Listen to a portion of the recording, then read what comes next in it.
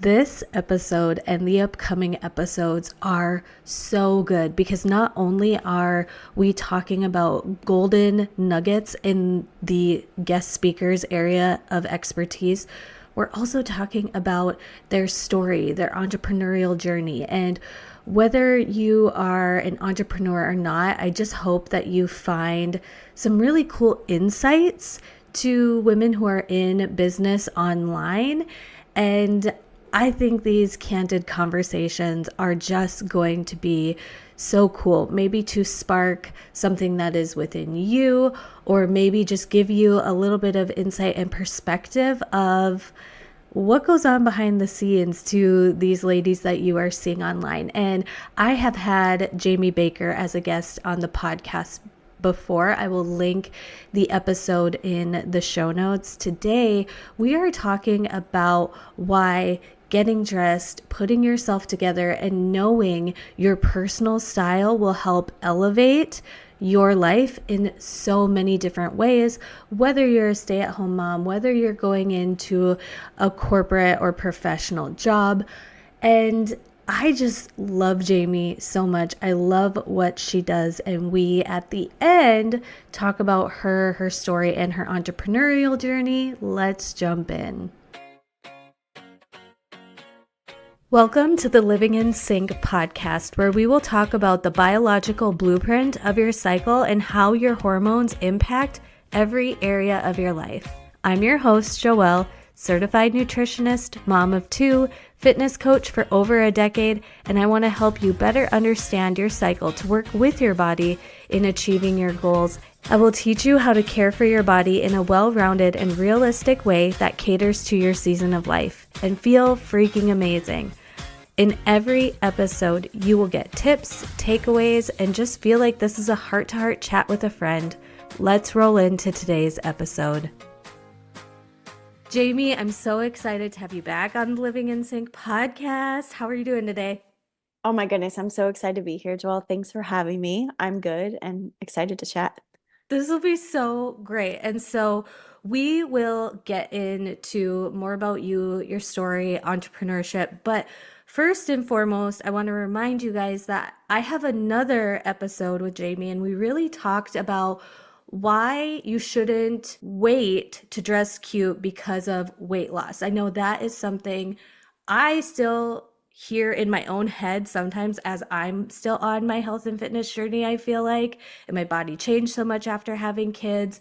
And it's a common thing. Like after we've had kids, should we wait to lose the baby weight before we start dressing cute or buy new clothes? And we cover that in the other episode. But today we're going to have a really cool conversation about why is it important to care about what we are wearing, because this has made such an impact in my life, and I'm still in Jammie's Style Society. I still get so excited every quarter when the style guides come out. And recently, and I shared this in the Style Society group, Jammie knows this, but I didn't share it on my podcast. But because I've been following Jammie's method for so long now and taking her style tips, and I know my style type, when my husband and I went to Nashville, I didn't need to go buy a whole new wardrobe. I bought a few things that added like a little Western edge to make it fun. But one was like a little Western style belt from Walmart that was $12. And another one was like a cute hat that was moderately priced. I maybe only will wear it to country concerts or Nashville, which is a few times a year, but I didn't have to go overhaul my whole wardrobe. So this is why I brought Jammie on, because she's been such a like pivotal and special person to me over the years. So Jammie, like, why is it important for us women to care about what we wear? Or is it just like misogyny or like cultural for us to look put together? It can be looked at as such a vanity measure, right? Oh, Yeah. I don't Oh, care. I don't care what I look like. It doesn't matter to me. I'm smart enough. I'm kind enough. My husband doesn't love me more because I get dressed, or I don't make, you know, better decisions at work because I wear a cuter outfit. And I actually want to flip the coin on that and say that's not true. kind of debunk the myth that I don't care. I think that some people can perceive it as vanity, but I want to challenge that mindset and think about what it means to be ready. When Mm. you are ready for the job in front of you, whether that job is taking care of toddlers all day, or it is being in a boardroom making big decisions for a business, or you are working on your own business at home by yourself, working from home behind a computer, thinking like, well, nobody's going to see me today. It doesn't matter. There are studies that prove that's actually not true, that what you wear has a lot of impact on how productive you are, your level of energy, and the quality of work that you put out there. There are also some studies done on how you are perceived. And if you're perceived by someone as being dated, it could hold you back from getting a job because they could assume that your skills are also dated. So Mm. when it comes to selling yourself on doing the best job you can with the job in front of you today, your outfit is actually going to prime your brain to look in the mirror and think, I can do this. I'm the woman for the job. I have the energy and I am ready. And you don't have to get ready. When you decide that that is part of your identity, it is who you are ready for the job at hand. And every job is just as important as the next. I don't care if you are a stay at home mom or a top lawyer, everyone's job is just as equally important. It's the fact that you need to pay attention to getting ready for that particular job so you can show up the best you can. Because this is not dress rehearsal. This is your life. No matter your weight, your income, whatever it is that's holding you back that you might be using as an excuse to say, it doesn't matter, it's too vain. I would challenge you to switch that mindset and see what happens if you try getting ready. Yeah, and this has changed, and that has been a principle of yours that I've embodied because even when I'm thinking about getting dressed for a Saturday where we're doing kids' activities, or when I am getting on a Zoom to do podcast recordings, or when I'm in the office doing podcast editing, coming at it with the mindset of what am I getting dressed for and having it match that.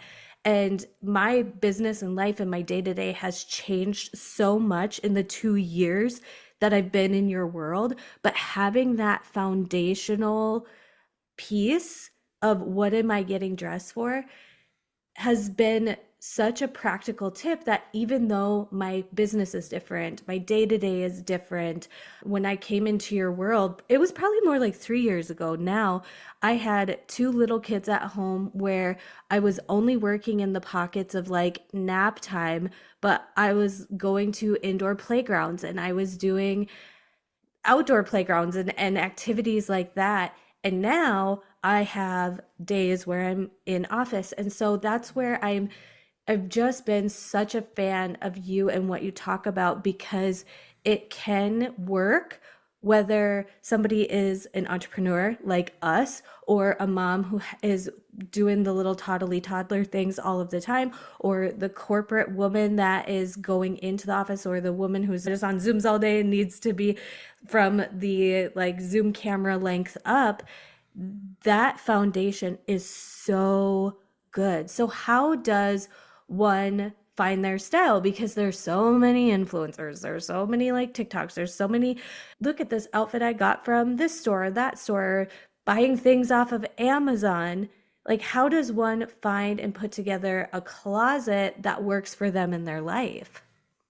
It's such a big question because we're sold this message of if you get this new cheap Amazon thing, it's going to change your whole life, right? Like you're going to be so cute.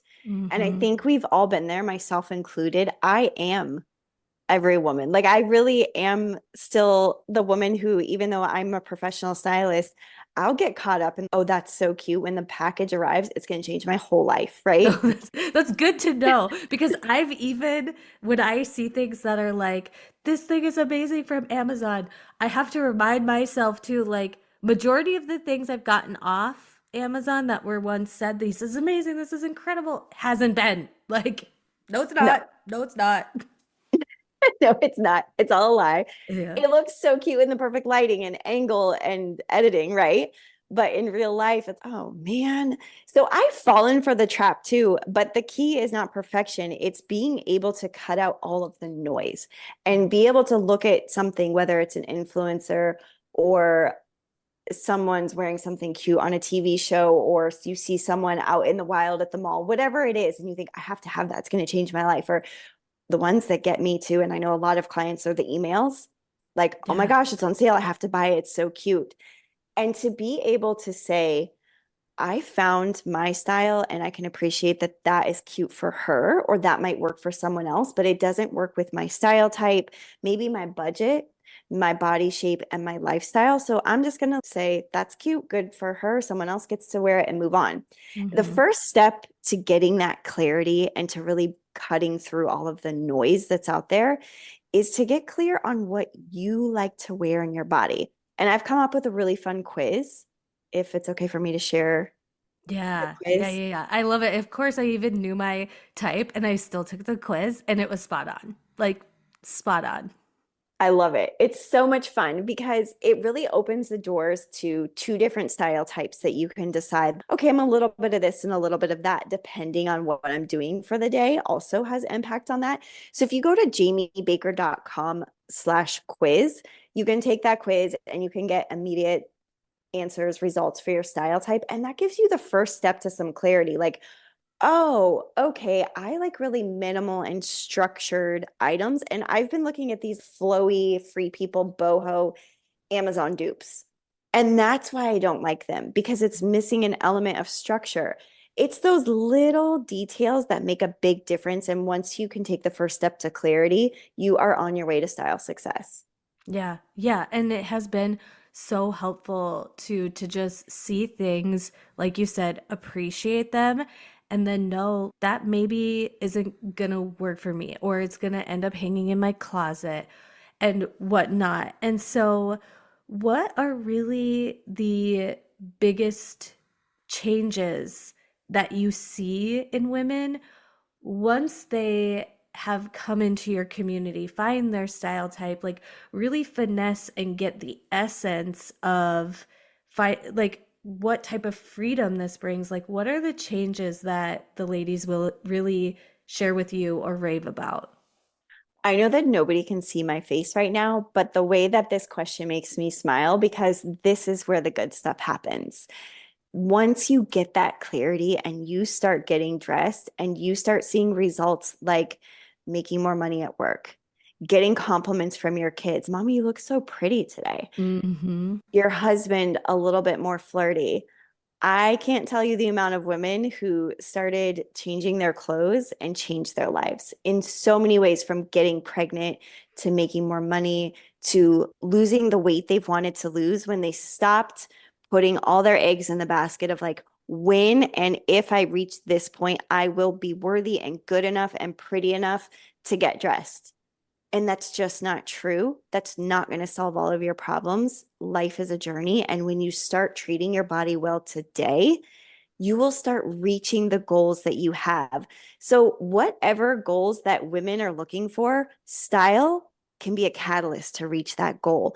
More energy, more joy, more focus at work, more productivity, more freedom in their body, more freedom in their family time, because they were focused at work and then they were able to turn that off and be focused on their family and have that really precious memory making moments that they didn't have before because they were so frazzled and all over the place. Yeah, yeah. I mean, I'm in Jamie's community, you guys, and have been for years and years now. So long, we don't even actually know the accurate amount of time I've been in the community. And I'm not going anywhere, just saying I'm gonna be in there for a long time. But I've even seen things from like my example, saving money. Like you think, oh, if I come into Jamie's community and start learning about this, I'm going to start buying more clothing. What I really find is, and maybe you could even touch on that too. Am I going to have to get rid of everything and need a big budget to overhaul my wardrobe? But like I said with my Nashville story, why I brought it up at the top of the episode was I literally saved money, you guys, because instead of being like, oh, I need a new this and I need a new that because I have nothing to wear, I have these things that I love to wear. And then I could finesse pretty much all of those things, whether I went to Nashville or a beach vacation, because my husband and I went to Punta Cana last year, and I think I literally bought like kimono because that wasn't necessarily in my style type, but I was like for a beach vacation, and that was like seriously one of the only things I bought for the trip. I bought very few things for that trip as well because I just have this really great foundation. So saving money, finding, and that's another element. I'm jumping way ahead here, I know, but the community. It's an Hmm. incredible community. So you're not alone. Ladies are in the community asking, like, what do you think about this? How about that? I'm trying this out. What do you guys think about this brand or this size? It's really like a bestie place to ask the girly questions. And I am here for that 100%. So what do you have to say about those two things? Or do they have to overhaul and spend have a whole bunch of money to redo their whole wardrobe? And then talk about the community aspect. Oh my goodness. The community is the best part. It's the best place on the internet. I might be Uh-huh. biased, but it It really is. literally is. And that's I something from an entrepreneur perspective where when this conversation shifts to that, I think we should touch on community too. Okay, definitely. I think that every person's budget is relative, right? So spending a lot of money to $500 to one person could be like, oh my gosh, that's so much, and to another, a drop in the bucket. So I just want to preface that because it's all relative. Do you have to go buy a whole bunch of new clothes? No. You need to really get clarity first. And then my method is for everybody, every budget. So it's not for a particular size or style type or lifestyle or budget. It is really able to be personalized and customized per person. So we have women in our group who shop at, Joelle mentioned Walmart. We've got women who shop Poshmark. We've got women who shop thrift stores. They will literally take the style guide into a thrift store and get really, really similar items and make the same outfits. It can be done on any budget. And so the excuse that I don't have enough money or I'm afraid it'll take too much money, it really ends up just being a style block that stays in our way and keeps us from becoming great, right? Women are like, oh my gosh, I'm going to have to spend more money. And I think that 90% of the women would tell you they have saved money. Yeah. And the ones that don't are probably ones that never spent money on themselves. Mm. So Mm-hmm. spending money is new, but it's actually a good, healthy way of spending money. Yeah. Yeah, yeah, yeah. And this goes and carries into both conversations we had about carrying yourself different and then having new pieces that fit your style type and you feel really confident in. Because I even think about this morning, I have a very simple outfit on. I'm actually wearing like a nicer style jogger. I have this gray turtleneck sweater on. And when I was walking out the door, it was sprinkling this morning. So I grabbed my trench coat that's like a rain material. It's from one of the places that you had recommended. And I remember purchasing that and being like, I know I'm going to wear this a ton. Like, I know I'm going to wear this a lot. So I knew, okay, I'm going to buy not high end. Like, it's not a designer or high end prices. I usually stick around mid prices. But I would even say, like, I remember when I was thinking about getting kind of a more expensive faux leather jacket, even though one of my style types is edgy. I don't like add it on as a layer because I'm also very sporty. I do I did went with a Walmart version of this oversized like faux leather jacket, and because I don't wear it that much and I do love having it in my wardrobe, I went on the cheaper side, but that like rain trench coat in the fall and the spring because I live in a colder climate, I get so much wear out of that. And I get compliments, you guys, when I'm wearing it with joggers, sneaker, and like a sweater that looks like a sweater, but it's not anything like it's a simple, it's basics, but it's that one thing where it's like, oh, I feel chic. I'm just walking into preschool, but I am like, okay, after I'm done with this preschool drop off, then I'm walking over here, then I'm getting into my work, which I feel really good about. And all of these things are just as comfortable as my leggings and an oversized ratty t-shirt. And my husband works in the construction industry. And if you have a husband that works in the construction industry at all, you get all of these like construction and I love them. Construction businesses, hoodies and big size t-shirts and all of that. And I'm like, I feel so different with what I did today versus what I used to do. Just roll out of bed, be like, oh, not even think about how do I want to show up? What am I going to be doing and dress for that? So, yeah, and it saved me money. When the style guide comes out, I have foundational pieces where I'm looking at, I have this, that, and this, and that, and this, right? I want to add maybe some trendy pieces, maybe some things where it's like, oh, I want to try and play around with that style.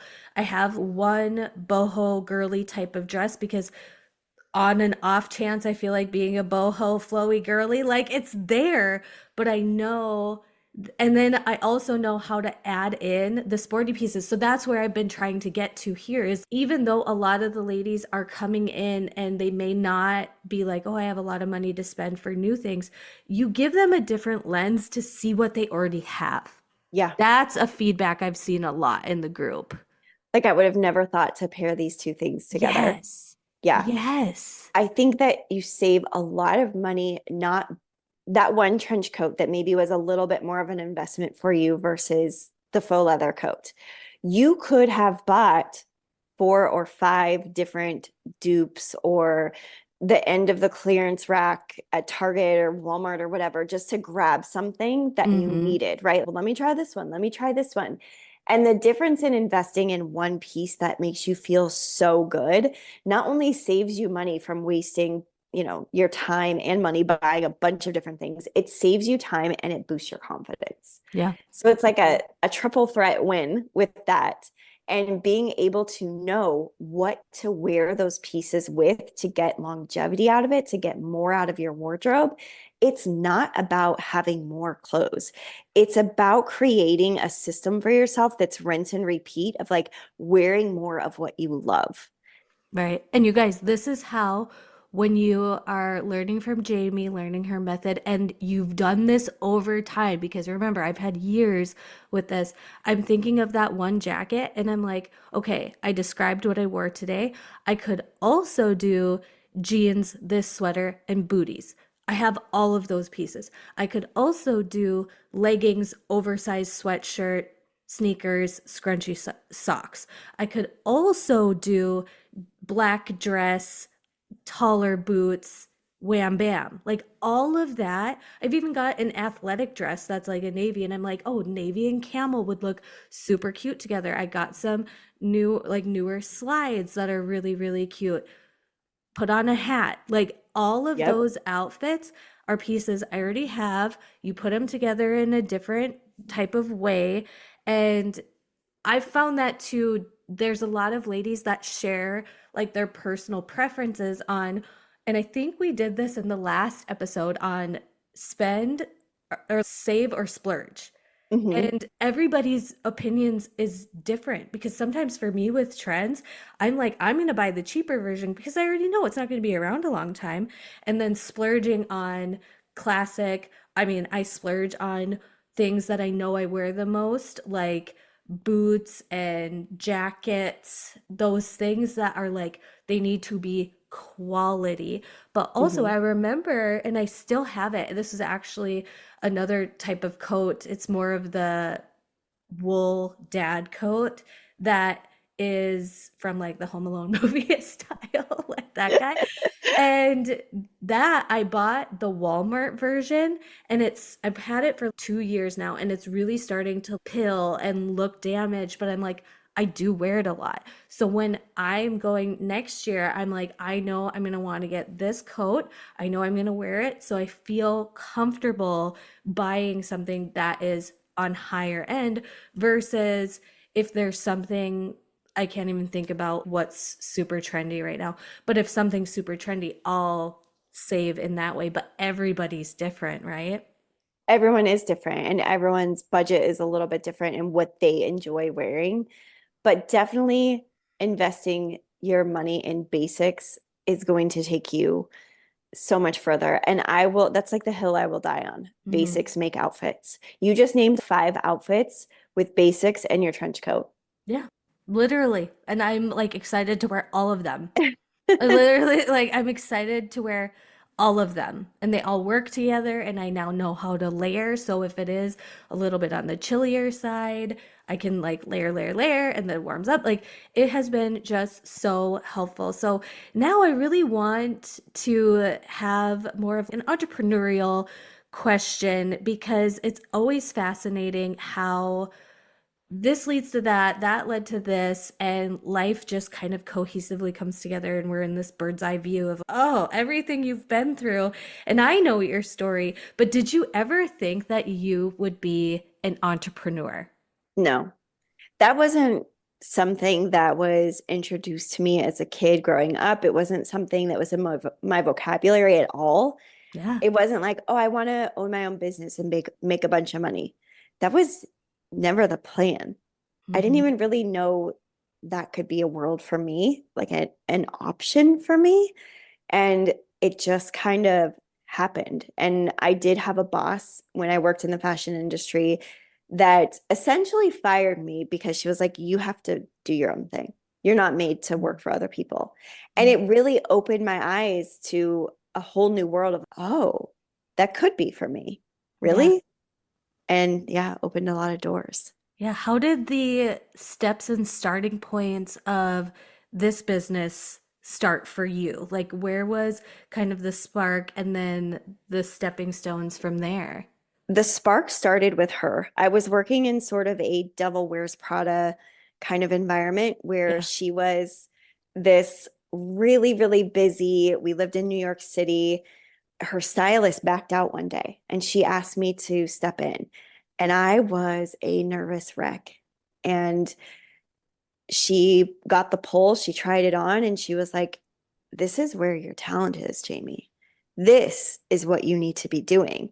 Although I was really, really good at being an assistant, I was better at being a stylist and making my own rules. And so she kind of pushed me out because I think she knew I wouldn't jump if I wasn't forced to, if I always had a Mm, job. mm-hmm. And so from there, I had my first kid, met my husband, had a kid, went and tried the Hollywood thing for a minute, but that was not my jam. Like a Hollywood stylist, you guys. Yes. Yeah. And I thought, okay, if I do the Hollywood world, I'll always be someone's assistant. I started as an intern and assisting, and I'm not going to be that person. Like those people are really important and really a big deal. And it's really like the least glamorous, exciting, fun. It's pretty horrible environment, kind of toxic to be working in. Yeah, yeah, I could see that where you're really being in the dynamics of somebody else's life and then there can be like dictating that. Yeah, I could see how that would be like, no. Yeah, not my jam at all. I ended up meeting my husband, getting married, and getting pregnant right away and thinking, okay, so I'll just style like on the weekends and I will be with my kid. I was going to be a stay-at-home mom. I will just have a client here or there. I think I was charging about $100 for a full-on session. I'll go do the shopping. I'll do the returns. I'll style you. I'll make you a lookbook. We can talk 100 times on the phone. I was just excited to do it. Yeah. And I had no idea what the structure should look like. Nobody told me, okay, you have your own business. Actually, my husband did. He was like, we're getting you an LLC. This is actually a business. He comes from an entrepreneurial background. And this is like a real thing. You have to do this and you have to come up with prices, and it's not a hobby.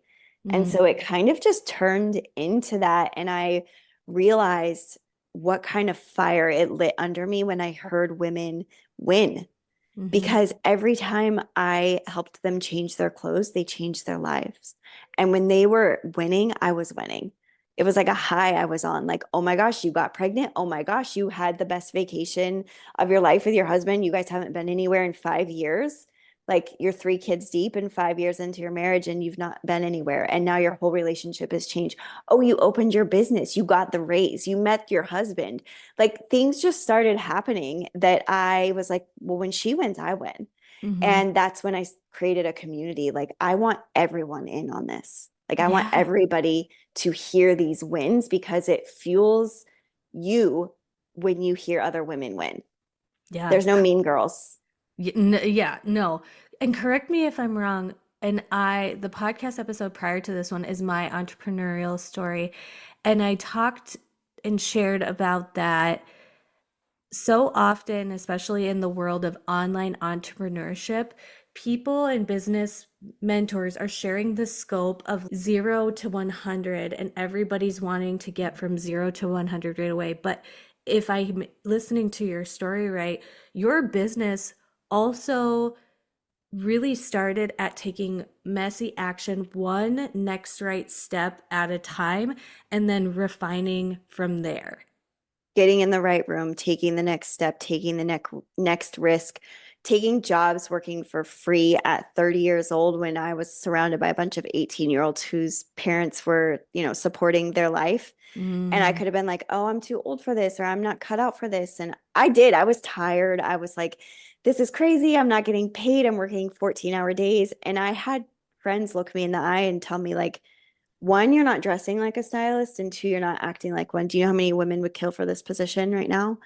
And really just challenging me to step it up. And it was not Mm. pretty. It was like, okay, I don't care if I'm tired. I need to look the part. I don't care if I'm tired. I need to show up my best. I need to be grateful for this opportunity. And when I would change my perspective, I would be able to have what it took to take the next step and just, yeah. I mean, there's nothing glamorous about 0 to 100. It didn't Right. happen overnight. We're talking like 10 years. That's what I was going to ask you next. Like a little bit more of that timeline from like the start of your business to holy cannoli, like the style societies taking off, the course taking off. Like like how many years is in that timeline? 2017 is when I started like taking clients Uh-huh. and had my first kid. 2020 was when I decided to open a membership. And I did that the week that the world shut down. Right. And Crazy so time. that was like, oh, that was the biggest mistake of my life. What was I thinking? But Telling also people to no, get because dressed. wasn't that was I gotta look at when I came into your world. Yeah, I have to It check. ended up being great, but it looked stupid on the outside, right? Most people would be like, well, what are you doing? Well, I planned it, so I just kept walking it Yeah. because this is what I've had to offer the world. So that was 3 years before I even started membership. Okay. And Okay. I think I had 11 people. Okay. Yeah. And what did those first few years of membership feel like? Clunky. I didn't know what I was offering. I didn't know what I was doing. I was making Canva style guides that are so embarrassing to look at now. I Because can't. they're stunning now, you guys. Yeah. They're next level, mind blowing. Every time I get one, I'm like, how do these keep getting better? Because I have lots of help now. Yeah. But at the beginning, it was me and a computer and nap time. And that was it. It Yeah. was trying to navigate what does it look like to be a business owner while having a toddler and wanting to do more. And then I didn't really grow until someone came under me and said, I see what you have. Let me bring you into my world and show you. She brought me to a table. Yeah. Yeah. And it was the consistency and the grit and the long unglamorous hours that took me to that room. And even in that room when she said, okay, this is what I think you could do, I wanted to make a course one day. But if it was up to me, I'd probably still not have that course launched. Right. And it was Right. like, okay, do this now, put it out imperfectly. And I Yeah. did. I made that thing from Canva and I that was 2021. So that was another year before I had a course, and then things really started to take off. Yeah. So you said the start of your community, your word, clunky. And now your community is so cohesive and connected, and there's engagement going on in there because for a lot of people who want to start like a community or a membership or something like that, they're like, and I have had groups and various things where it's like, I'm the only one talking here, guys. Hello, anybody else Mhm. here? How and why do you think the Style Society members have become such a tight knit, caring, positive, uplifting community? I don't I don't know. So if I'm like totally honest, I think that the best part of what I do is all of those women. It has nothing to do with me. Mhm. It is, I guess, part of it could be my heart and why I do it. And the why behind it is all the wins. And those Mhm. wins mean nothing by yourself in a room, Yeah. just you and your win. It means something when they are collectively brought to a table where other women can cheer you on and you can give someone else hope. I think I've lived through a lot of really dark days, and at the beginning of motherhood and business it was just me and a computer and me and my baby and what is Mhm. happening. And I wanted to share the wins. Do you remember going shopping when you were younger and you get the bag home from the mall and you kind of do a fashion show, like a Oh, haul, right? yes. That was the best part about shopping, was like, let me show you what I got. So to create a space where it's like everyone can come to the table and say, let me show you what I got and what happened because I wore it. That that's the best thing I could ever ask for. Yeah, yeah, yeah, yeah. You just described the Style Society in the best way of like it's the adult version of let me show you my new clothes. Like Yes. because I had a mom and I'm very very blessed to have seen this growing up. And my still to this day my mom loves shopping, loves clothes. She has a beautiful closet. She is so fun in her style and she loves it. And when we would go shopping, she would bring us to our stores, but we always had to wait for mom to go and look at her stores too. And as a kid, I was like, man, I want to go home. Man, I want to go to my store. And now as a mom, I'm like, I am so glad. Like her hair appointments that she loved, her clothing. And I was talking to another group of women about this is like, well, in her age, they were told they had to have their hair done. They had to dress nice. They had to da da da. And I came back home and I asked my mom, like, did you feel like it was a societal or, like somebody told you you had to do these things for yourself? And my mom was like, no, I like to do them for myself. And I think as women, we've been hearing this narrative of this is misogyny and Yep.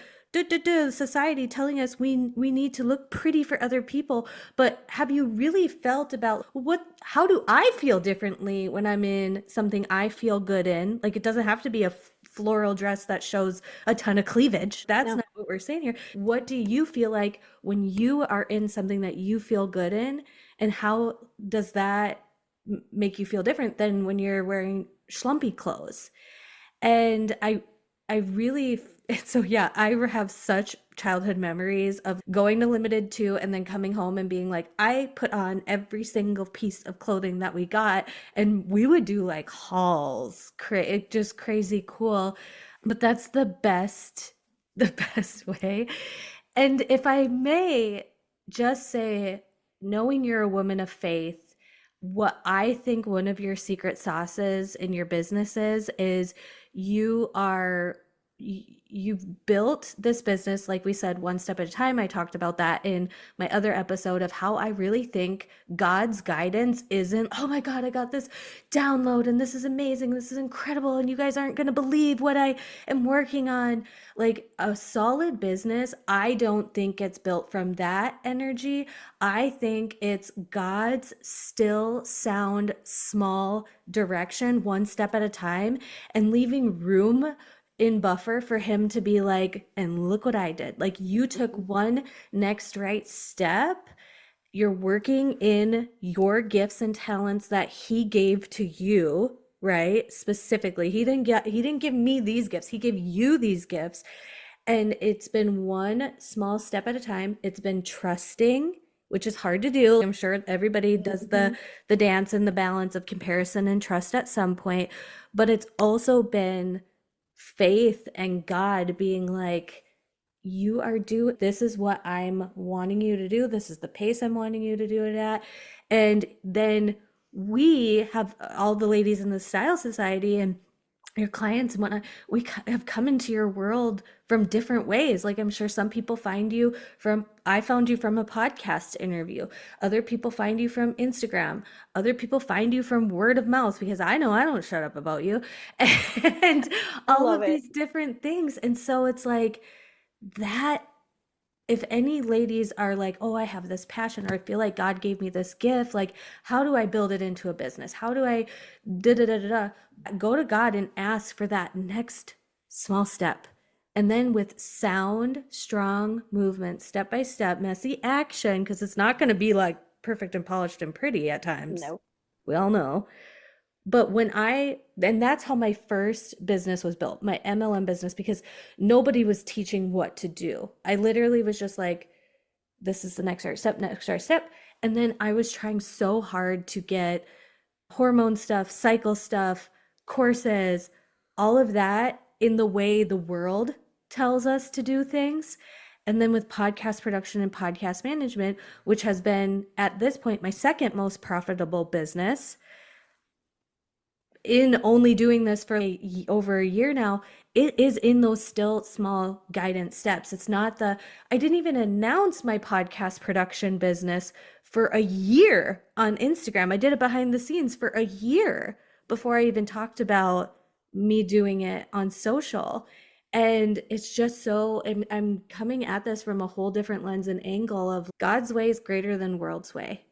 And I would 100%. just want the ladies listening to know that it's like just one small, messy action step at a time. I could not have said that better.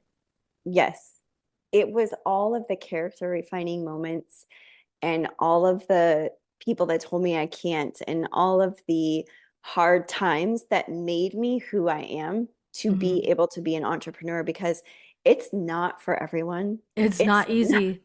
for the faint at heart. Yeah. It is really hard. It can be really lonely. And all of the credit goes to God. Like, Yeah. I can't take any of the credit. Every step was prayed over, and everything that came to me was in a better way than I could have planned it out. Yeah. And every struggle where it's, oh my God, this is an obstacle I'm facing, like you bring it to God, you pray about it, and then you persevere through it. And it's like there's a lesson learned or a refinement or a character building, like you said. And so yeah, I love that so much. So to end with my last question or topic is what tips do you have for work from home moms or business ladies, whether it be boundaries or just like what tips do you have for the ladies that can really help them and support them while building a business or working from home or going after a goal and a dream or surviving the day as a mom that's chasing toddlers? Oh my goodness. I This is an area where I am not perfect, but I've definitely found things that work for me over the years and adding to my family and adding to my business. It has been, of course, I'm going to start with style. It is the bookmark of, or the bookend of my day. Like I get dressed in my workout clothes, I do my workout, get dressed in my work clothes, I do my work. I change into loungewear, I'm present with my family. I put Mm, on pajamas, it's time to go to bed. Like those are the bookends to my day that sets me up for telling my brain it's time to turn this on and that off. And having those boundaries throughout my day is essential for me not to let each thing bleed into the next and taking care of myself, which I think getting dressed is definitely part of that. But what do I eat? How does it make me feel? Am I fueling my body? Am I taking care of my brain so that I can be sharp and my body so I can be strong? And then putting some systems into place most recently with these are my work blocks, these are the things I need to get done. And a counselor in therapy actually brought this to the forefront for me with you are having someone else watch your children while you are working. You have to honor God in that, and you have to work well in those time frames you're given. This is Yeah. not time for you to mess around on social media because if I tell you what is my downfall, social media, scrolling my phone. Yeah. Yeah. I was Same. wasting my life scrolling my phone instead of getting my work done. And then I was working on the weekends when my kids were home because I didn't get my work done because I had, quiet time to scroll through Instagram on a Tuesday morning. And I got so sick of myself that I decided to implement some systems and put some real boundaries there. So lots of boundaries for myself. Yeah. And knowing you're the type of person that may need that, and then another person may not be the type of person that needs that. And knowing yourself and what will be supportive for you, because and there's even different times and different seasons. There was the same thought process that I had when it came to food. Like I knew my energy slumps were because I was starting to get really lazy in my nutrition. And so I thought, how can I be simple and efficient with this? And one was like, okay, we'll get back to having a really well balanced smoothie in the morning. That's great and nourishing, good energy. And then, yeah, I spend a little bit more and now have factor meals coming because I don't want to waste my workday, the time where my kids are not with me, making a meal for myself. Whereas we have a very open concept house. So when the kids are done with school, my husband's getting home from work, like I still am connected to them because the kitchen is in all of the spaces. So that is my time to cook.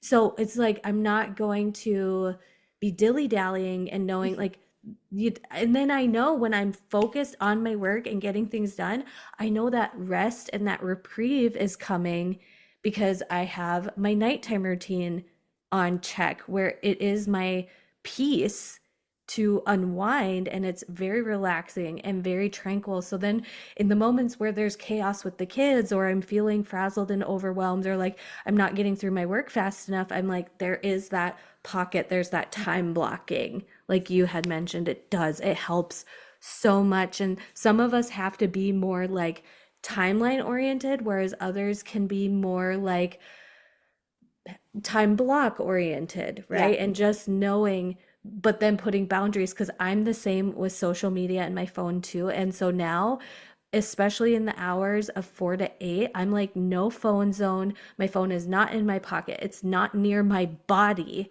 It's Yeah. somewhere where we're in real life. It's somewhere where you can access it. I can tap it and glance it, right? But I'm not going to have it on my body anymore. So then if I sit down on the couch, I start to scroll or I am looking at it while it's just so silly how even times where it was like the kids were in the bath. Why did I think, "Oh, I'm going to check social media quick." I can Yeah. get so trapped in social media too. I was so sick of myself, seriously, I from still just get sick of scrolling all the myself. time. I'm And I not just kidding. ordered Factor. I'm so excited. I Yeah. ordered it this morning. And I canceled it yesterday morning for May cuz like I told myself like, you know, April, March, and then once it starts getting like fun and fresh, my husband will grill. So it's like I have grilled chicken and that type of stuff because with anything you kind of get like sick and tired of it Yeah, and whatnot. But with do you have the Horatio I printed do. planner? Every time we do the quarterly like cloud and it's what's your distraction, there has not been, so I've used this for years now, Jamie. Okay, this There is my has first year. there has not been a quarter where I don't put social media. And so it's still something too. And I had a really great podcast episode on breaking the phone addiction. So I'm getting so much better at it. And one of the things that I talked to them about on that episode is I was listening to a conversation. They're like, "Do you remember landlines? Like when you had landlines, you did what you needed to on the phone and then it had to stay connected to the wall." And I thought to myself, well, the phone has a charger. Like sometimes I just pretend this is a landline. So if I want to send a text, send a message, I go to, this is more towards the 4 to 8 timeline. I go to the phone and I will not take it off of that cord. That's a good And idea. and so if there's a conversation, I cut the conversation short because I need to move. If I am going to send the message and if I start scrolling, I'm like, well, I don't want to just stand here in this one spot and scroll all the time. Or the kids go, Mom, can I get this? Or can we do that? I leave it on that cord. Now I dropped my phone, but it's on that cord. So it's like a landline. And that has been one of those things because I think it's like a black and white type of thing where people are like, I'm going to delete social and they're off social and they love it. But the second it gets re-downloaded again, the addiction happens. And I try to come at it from the middle ground of, okay, how do I like live in like a partnership with the phone is the reality of the day, but how do I have it not be the center or the drain or the distraction of other things? And that's been one of the things that's been helpful for me. And that's in my episode, I think I titled it Phone Addiction, Breaking Phone Addiction. So you guys can check that out. It's a few episodes back. But thanks for coming on today, Jammie. Let them know where they can find and follow you, and we'll leave links and resources in the show notes.